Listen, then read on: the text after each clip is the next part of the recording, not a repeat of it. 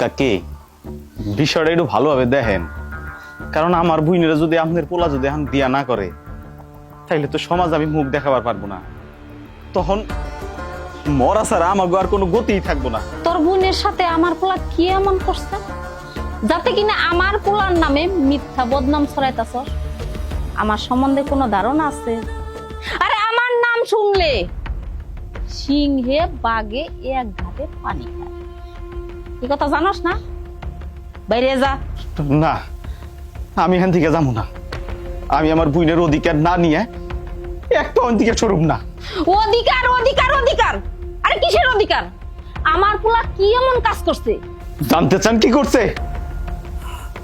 তাইলে শোনেন। না, কুসুম ফোন দিছে, যাইবো, এখন দূরে আইতেছে না। আরে আসো।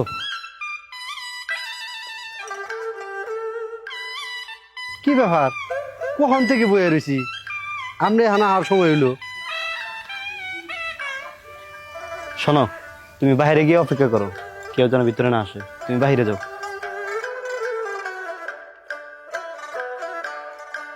এই শোনো, আমার অনেক ভয় লাগতেছে, আমি এসব করতে পারবো না, বাইক চলে যায়। আর এখানে ভয়ের কি আছে? তুমি আমার ভালোবাসো না, আর আমি তোমার অনেক ভালোবাসি, নাকি তুমি আমার বিশ্বাস করো না? কথা না বেরিয়ে চলো, আসো।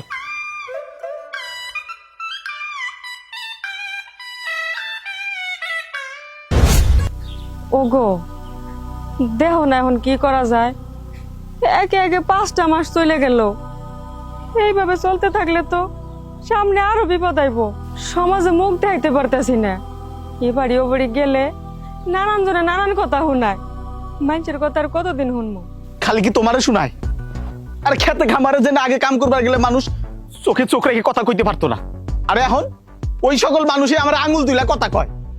মাঝে মধ্যে কি মনে হয় জানো, রাইতের আন্ধারে গলায় ফাঁসি দিয়ে ফ্যানের লগে ঝুলা পড়ি। এইসব আমার আর ভাল লাগে না। যেটা ঘটবে সেটা তো ঘটেই গেছে, এখন আর এমনি বসে থাকলে তো সমাধান আইব না। তার চেয়ে এক কাম করি, চলো আমরা দুজন মিলে চৌধুরী বাড়ি যাই গা। আরে চৌধুরী বাড়ি গেলে কি সবকিছুর সমাধান হয়ে যাবো গা? বড় লোকরা পারেই শুধু গরিব গই ইজ্জত দিয়ে সিনেমিনি খেলতে, তাগো কাছে গরিব গই ইজ্জতের কোনো দাম নাই। শোনো না, এত রাগারাগি করো না, আমার একটা কথা শোনো, আমার মনটাই কইতাছে চৌধুরী বাড়িতে যদি তুমি আর আমি যাই, একটা সমাধান হবই। ঠিক আছে, তুমি যখন এত করে কইতাছো তাহলে নাও যাই। এখন তো বুঝবার পারলেন কি অন্যায় করছে আপনার পোলায়।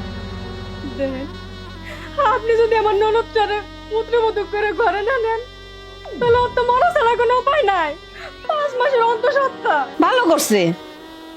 আরে আমার পোলা তোর ননদের পেটে 5 মাসের বাচ্চা দিছে, তাও ভালো, তোর বউর পেটে দেয় নাই। এই জতা, ওর বোনের পেটে বাচ্চা দিছস, ওর বউরে ছাড়ছস কে? ওরেও ধরতি।